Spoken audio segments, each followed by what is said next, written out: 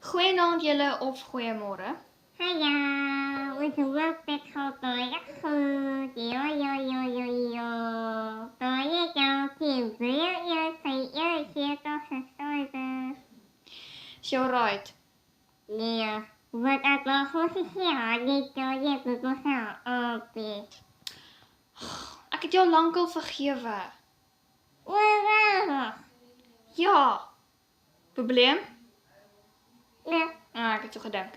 So, ek wil by jou ietsie weet wat my bietjie, of nie by jou ietsie weet nie, ek wil vir jou bietjie ietsie sê wat my laat frons.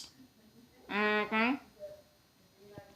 So jy weet ons in die oggende sê ons normaalweg môre en sulke goed, en deur die dag, of partykeer vergeet jy om môre te sê, en dan sê jy 12:00 die middag, goeiemôre, in plaas van goeiemiddag.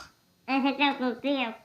Nee, dis net, nee, dit is net vir my baie geconfusing.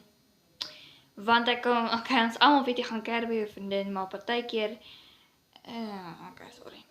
Jy moet mooi doen. Ag man, Apie, jy verstaan.